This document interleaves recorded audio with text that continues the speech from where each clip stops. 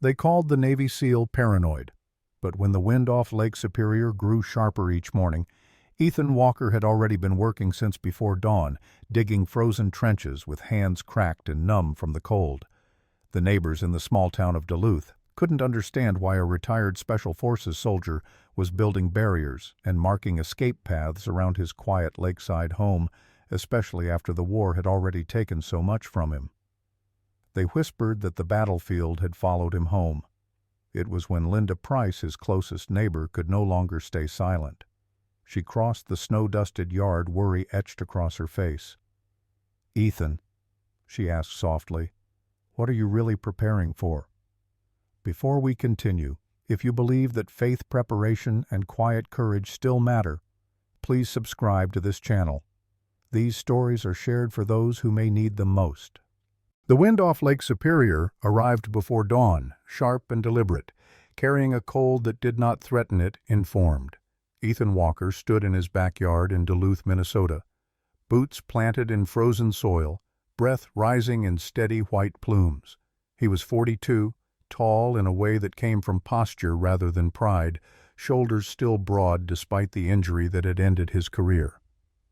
A faded scar split his right eyebrow, and a trimmed steel-gray beard framed a face cut with angles earned rather than inherited. His eyes were the kind that rarely blinked, not from arrogance, but from habit, years of scanning horizons where hesitation cost lives.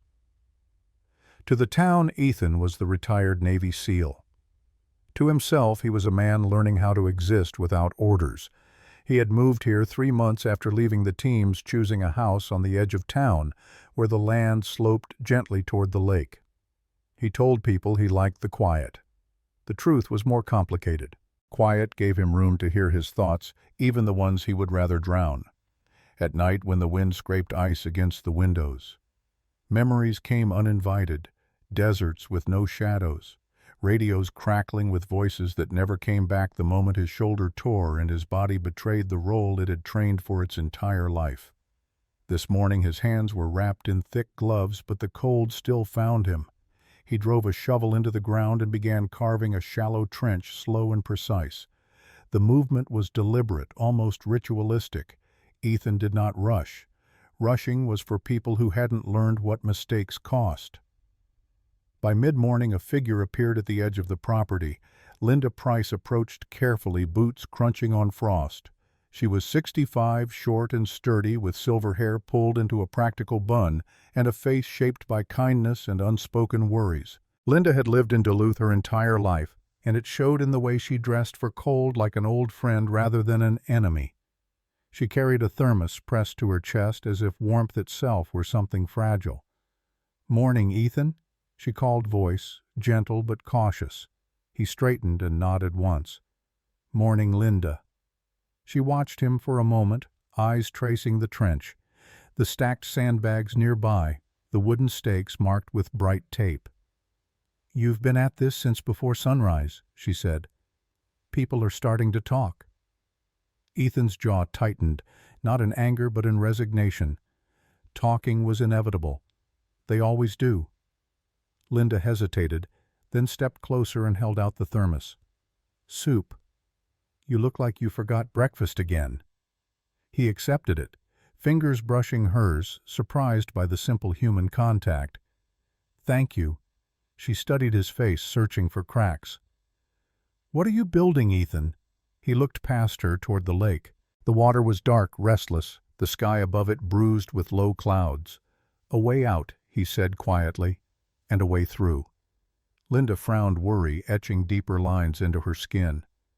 "That sounds like something a man says when he's fighting ghosts." Ethan almost smiled. Almost. Or when he's learned not to ignore patterns. She wanted to ask more, he could see it, but she didn't push. Linda had that kind of respect. She squeezed his arm once, maternal but firm.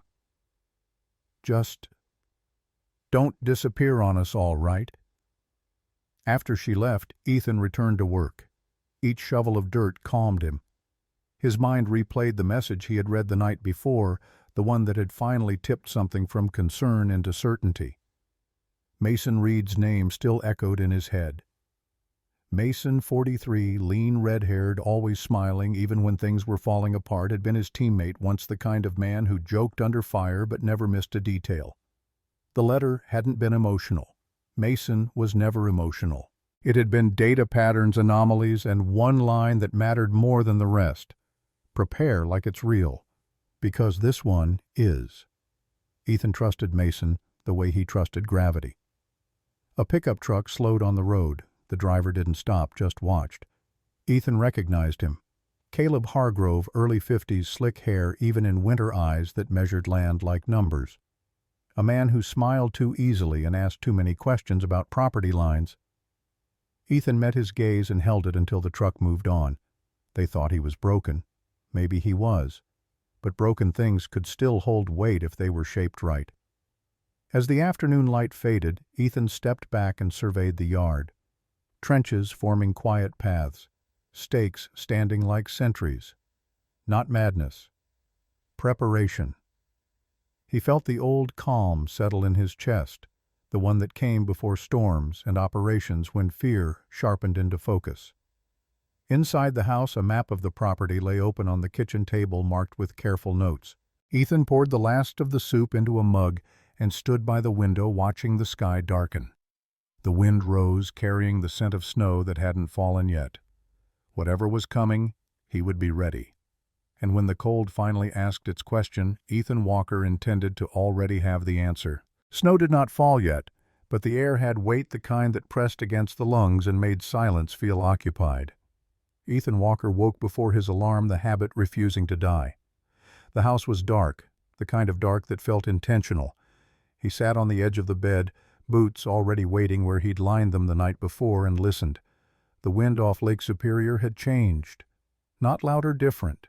It came in uneven pulses like a breath held too long and released without rhythm. That alone was enough to pull him fully awake. Outside, the yard looked exactly as he had left it, but Ethan's instincts rejected the calm.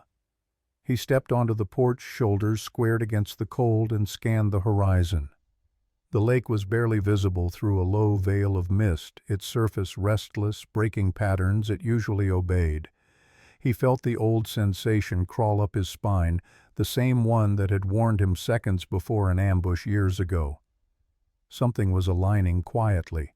A shape moved near the tree line. Ethan's hand went to his side out of reflex before he remembered there was no weapon there anymore. The shape resolved into a dog standing perfectly still as if carved from the frost. He was a large German shepherd, thick-coated black and tan with a graying muzzle that suggested age rather than weakness. One ear stood alert, the other bore a small notch. An old injury healed cleanly. The dog's eyes were amber, focused, not wild. They regarded each other without sound. The dog stepped forward, limping slightly on the back leg, favoring it but not whining. His movements were disciplined, controlled. Not a stray, Ethan thought, or at least not born one. "You lost?" Ethan asked quietly, aware of how ridiculous it was to speak to an animal like a sentry. The dog stopped a few feet away and sat, straight-backed, calm, watching. Ethan crouched slowly, careful not to startle him. "Easy, buddy."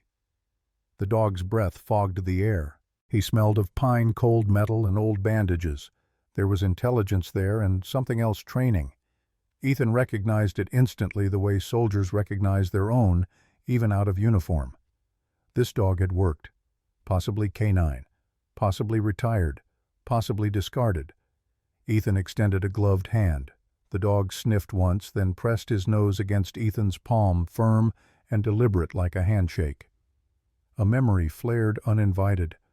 Another shepherd years ago, desert heat instead of snow, a handler who never made it back. Ethan swallowed. "All right," he murmured. "You can stay warm for a bit." Inside the house, Ethan set out water and an old blanket. The dog lay down but didn't relax fully, eyes tracking every sound. Ethan noticed the scars under the fur, faint but unmistakable. This wasn't just a survivor, this was a veteran. Later that morning, another presence arrived, this one announced by tires crunching over frozen gravel. The pickup that pulled into the drive belonged to Deputy Mark Sullivan, a man in his late 40s with a square jaw and a face permanently weathered by lake winds and small-town responsibilities. Sullivan had grown up in Duluth, left briefly for the academy, and come back because some people needed to belong somewhere. He wore his uniform like a compromise rather than a badge of power. Morning, Ethan Sullivan called, stepping out and eyeing the trenches with open curiosity rather than judgment. Town council's getting nervous. Ethan straightened, wiping dirt from his gloves. About what? Sullivan shrugged. About anything they don't understand. You know how it is. His gaze dropped to the dog, now standing at Ethan's side, alert but silent. That yours just met him. Sullivan crouched, careful. Well, he's been reported. Couple folks saw him near the old rail path. Thought he might be dangerous. The dog did not react, but Ethan felt the tension in his shoulders. He's trained. Retired, probably. Not a threat. Sullivan studied Ethan's face, then the dog again. You seem pretty sure about a lot of things lately. Ethan met his eyes evenly. Because I am. A pause stretched between them, filled with the distant sound of wind moving across ice. Sullivan exhaled. There's a meeting tonight. Some people want answers. Others want permits. And Caleb Hargrove wants you gone before winter. Ethan nodded once. Figures. Before Sullivan could respond, the dog suddenly stood, rigid, ears forward, a low sound vibrating in his chest. Not a growl, but a warning. Ethan turned just in time to see dark clouds rolling faster than they should have, swallowing light over the lake. The whisper had become a murmur. Ethan rested a hand on the dog's neck. Looks like you felt it too, he said softly. The dog did not look at him. He was watching the storm that had not yet been named. The snow still hadn't fallen, but the town behaved as if it already had, slow, tense, weighed down by expectation it refused to name. By early evening, Ethan Walker stood outside the Duluth Community Hall, one gloved hand resting on the broad neck of the German Shepherd beside him. The dog moved with quiet restraint, his limp barely visible unless one knew how to look. Up close, the signs were clearer, old burn scars under the fur, a faded tattoo inside the ear that marked former service, and eyes that tracked exits before faces. Ethan had started calling him Ranger in his head, not sentimentally, but because the dog carried himself like one. Ranger was likely 10 years old, past the age of usefulness in the eyes of institutions, but not past the age of purpose. Inside the hall buzzed with forced cheer and nervous irritation. Folding chairs scraped against the floor. Coffee burned in metal urns. This was not a place built for truth. It was built for agreement. Ethan felt Ranger stiffen slightly before the doors even opened. I know, Ethan murmured. Just stay close. The meeting began with polite words and ended with sharpened ones. At the front stood Caleb Hargrove, impeccably dressed as always, dark coat tailored too well for a lakeside town. His hair was slicked back, his smile polished by repetition. Caleb had the posture of a man who believed he belonged in rooms before he entered them. Years earlier, a failed development deal in Chicago had taught him one lesson well: never be the one holding the risk. Make someone else desperate first. We're here to discuss safety and property concerns, Caleb announced, voice smooth, practiced. Some activities recently undertaken pose risks not only to the individual but to the community. Ethan didn't move. He felt the familiar pull of anger, old and sharp, but he kept it leashed. Ranger sat at his side, unblinking. From the side aisle, Sarah Mitchell raised her hand. She was 34, tall and slim, with auburn hair pulled into a low ponytail and skin pale from years spent indoors as the town librarian. Sarah had grown up in Duluth, lost her brother to a boating accident on the lake, and since then treated safety like a moral duty. Her voice was calm, but there was steel beneath it. Are we talking about Ethan? Caleb's smile widened a fraction. We're talking about unpermitted construction, erratic behavior, and the potential danger it represents. Murmurs rippled through the room. Ethan saw heads turn toward him, curiosity mixing with relief. It was easier to fear one man than an unnamed storm. Deputy Mark Sullivan cleared his throat. He stood near the wall, arms crossed, expression tight. "So far there's been no law broken," he said. "Unusual doesn't mean illegal." Caleb inclined his head. "For now." That was when Ranger rose. Not suddenly, not aggressively. He simply stood, placing himself half a step in front of Ethan, body angled toward the crowd. A low sound resonated from his chest, not a growl but something older, a vibration meant to be felt more than heard. Conversations died mid-sentence. Ethan felt it then, not fear, but clarity. He stepped forward. "I didn't come here to convince anyone," Ethan said, voice even carrying without effort. Years of giving orders under fire had taught him how to speak when people needed to listen. "I came because you deserve to know why I'm doing what I'm doing." Caleb opened his mouth, but Sarah spoke first. "Let him." Ethan nodded once in thanks. "I spent 20 years preparing for worst-case scenarios," he continued. "Most of the time, nothing happens. And people call you paranoid. Until the day something does." He described the drainage, the wind channels, the pressure changes off the lake.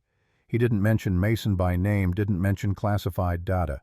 He spoke instead of patterns of old winters no one remembered because no one alive had needed to. As he spoke, Ranger remained standing, eyes moving with the room as if marking everyone present. Caleb laughed softly. "This isn't a battlefield, Mr. Walker. This is a town." Ethan met his gaze. "That's what everyone says before the ground gives way." The room went quiet. Sarah stood again. "My brother died because people ignored warnings," she said. "I don't know if Ethan's right, but I know dismissing him because he makes us uncomfortable is how tragedies start." One by one doubt crept in. Not certainty, but pause. And pause was enough. After the meeting outside, under a sky thick with low clouds, Sarah approached Ethan. Up close, he noticed the faint scar at her temple, the way she carried grief without wearing it. "You don't owe them proof," she said quietly. "But thank you for trying anyway." Ethan exhaled slowly. "I'm not trying to be right," he said. "I'm trying to be ready." Ranger pressed his shoulder against Ethan's leg, steady and warm. In the distance, thunder rolled, not loud, but unmistakable. The lake had stopped whispering. It was clearing its throat. The first real snow arrived sideways, thin needles of ice riding the wind as if gravity itself had lost interest in rules. Ethan Walker was already outside when the weather alert chimed uselessly from phones across town. He moved with controlled urgency, pulling canvas over sandbags, checking stakes, testing the tension of lines that marked safe paths through the yard. Ranger stayed glued to his left leg posture, rigid ears tracking directions Ethan couldn't see. The dog's limp was more pronounced in the cold, but his focus sharpened, as if pain were just another variable to manage. Ethan had seen that look before in mirrors years ago. From the lake came a sound that was not thunder, but something broader, a deep roar that rolled and returned, amplified by ice. The clouds had dropped lower, pressing the town flat beneath them. Visibility shrank by the minute. This was no longer a forecast problem, this was execution. Headlights cut through the white. A sedan slid to a stop at the edge of Ethan's driveway, tires spinning helplessly. The door flew open and Tom Alvarez stumbled out, mid-30s, short and stocky beard dusted with snow. Tom ran the local hardware store and wore his exhaustion openly. Years of keeping a failing business alive had rounded his shoulders and hardened his hands. He shouted over the wind, "Ethan, my basement's flooding. The drains." Ethan was already moving. "Kill the power. Grab your wife. Follow the tape." He pointed to the reflective line running from the road to the porch. "Don't step off it." Tom hesitated, eyes flicking to the trench system, the raised snow barriers. "You were serious." "I always am." They barely reached the porch when another vehicle fishtailed nearby. This one didn't stop cleanly. It struck a buried curb and stalled. Ranger barked, once sharp directional, and bolted toward the sound. Ethan swore under his breath and followed, heart thudding not from fear, but calculation. Inside the car was Emily Ross, 28, tall and thin, her blonde hair plastered to her face with melting ice. a freelance photographer who chased storms for pictures she had underestimated this one. Her hands shook as she tried the ignition again and again. "It won't start," she cried, voice cracking. "Leave it," Ethan said, bracing the door against the wind. "You're not out driving this." Ranger positioned himself between Emily and the open white body a wall. Ethan wrapped a blanket around her shoulders and guided her along the marked path. She clutched his arm, eyes wide. "Everyone said you were overreacting." Ethan didn't answer. Overreaction was a luxury afforded only after survival. By the hour, more people came, some walking, some carried by neighbors. Linda Price arrived with 2 elderly sisters she had refused to leave behind. Deputy Mark Sullivan showed up, soaked and grim uniform already icing over. "Roads are gone," he said. "Cell towers are blinking." Ethan nodded. "Then we're on our own." Inside the house, heat hummed from the generator Ethan had mounted above flood level. He assigned rooms with military efficiency, voice calm enough to borrow steadiness from. Sarah Mitchell arrived last, cheeks red from cold glasses fogged. She took one look at the organized chaos and exhaled. "You planned for this?" "Yes." She met his eyes.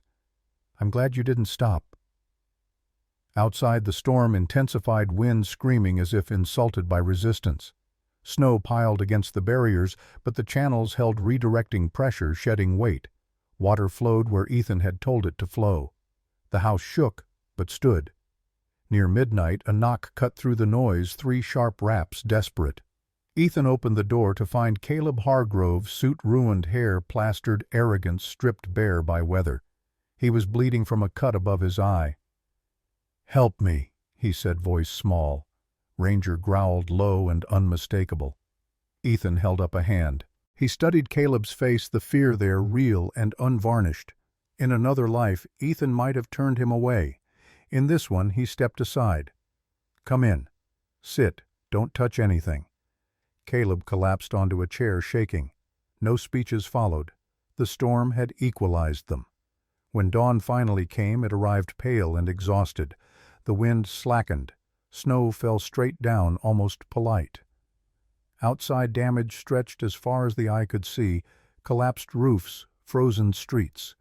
Silence where engines should have been. Ethan stepped onto the porch with Ranger at his side.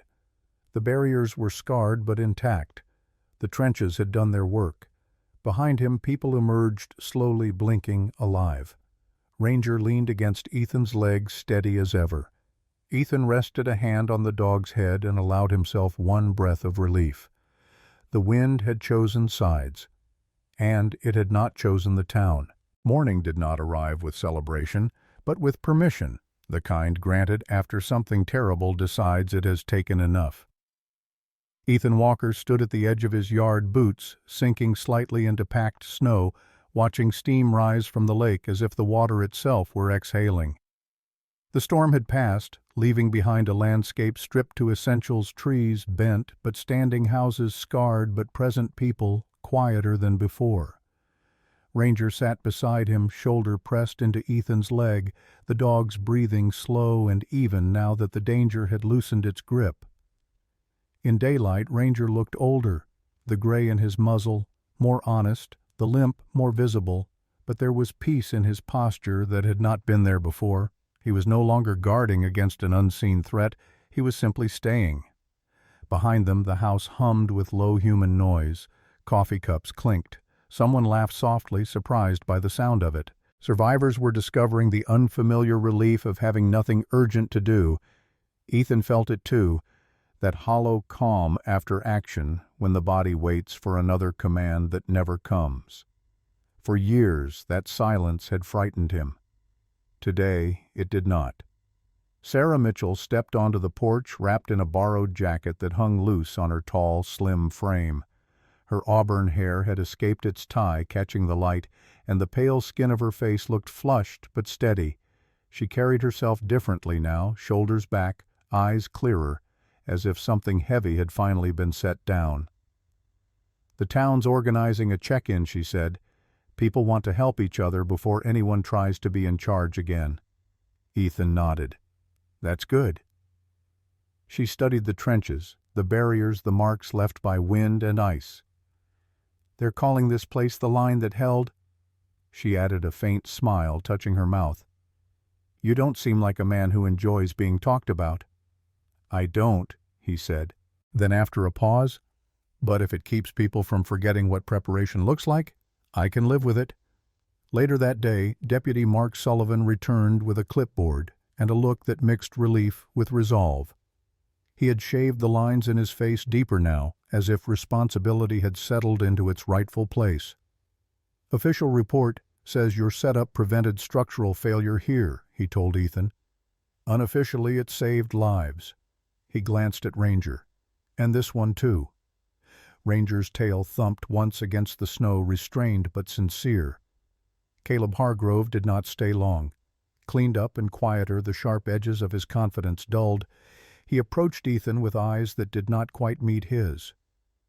"I misjudged you," he said, voice thin. "And the town." It wasn't an apology, not really, but it was the closest he had. Ethan accepted it without comment. Some lessons didn't need witnesses. In the afternoon, a woman arrived in a state-issued vehicle, Boots practical coat plain. Dr. Elaine Porter, early 50s, medium height, dark hair streaked with gray and pulled back tight, introduced herself as a veterinarian contracted with retired working dogs. Her voice was calm, practiced, the kind that carried patience without condescension. She knelt to Ranger's level hands, gentle eyes, sharp. "He's former K9, she confirmed after a careful exam. "Hip injury. Should have been placed, not lost." She looked up at Ethan. "He's stable, loyal. He won't work again, but he'll live well if someone lets him." Ethan felt something uncoil in his chest, slow and unfamiliar. "He's not going anywhere." Dr. Porter smiled. "I hoped you'd say that." As evening fell, neighbors returned to their homes carrying not just supplies, but a different way of looking at the cold. The yard emptied, the house quieted. Ethan sat on the porch steps with Ranger's head resting on his knee. The lake reflected the sky in pale bands, no longer threatening, just vast. Sarah returned with 2 mugs of coffee and sat beside him close enough that he felt the warmth through his coat. "What happens now?" she asked. Ethan watched his breath dissolve into the air. For the first time in years, the future did not appear as a narrow corridor. "Now," he said slowly, "I stay. I fix what broke. I keep the paths clear." He glanced at Ranger. "We both do." Sarah nodded, satisfied. "Then I'll help," she said. "With records, with planning, with remembering." She looked at him, eyes steady. No one should have to be ready alone. The words settled between them not as a promise, but as an understanding. That night, as Ethan locked the door and turned off the lights, Ranger curled at the foot of the bed with a sigh that sounded like gratitude. Ethan lay awake for a moment, listening to the house breathe the quiet, no longer empty, but earned. Outside, the wind moved through the trees without anger, and for the first time since he had left the teams, Ethan Walker slept without waiting for the next alarm. Sometimes the miracle does not arrive as thunder from the sky. Sometimes it arrives as preparation, as courage, as the quiet strength to do the right thing when no one else believes. Maybe God did not stop the storm. Maybe God prepared one man, one dog, and one open door so that others could be saved. In our daily lives we face storms too, not always of wind and snow, but of loss, fear, illness, and loneliness. And just like Ethan, we are often called foolish for preparing, for believing, for trusting that there is a greater plan at work. Yet Scripture reminds us that faith is not the absence of storms, it is the confidence to stand when they come. If this story touched your heart, let it be a reminder. You are stronger than you think. You are never as alone as you feel. And God is still working even in the quiet moments you don't understand. If you believe that love continues beyond loss, if you believe that faith can protect us when logic fails, if you believe that God still performs miracles through ordinary people, please share this story with someone who may be facing a storm today. Leave a comment and tell us where you are watching from or what part of the story moved you most. And subscribe to the channel so you don't miss more stories of hope, resilience, and second chances. May God bless you, keep you safe, and give you peace in every storm you face, and may His light guide your path today and always.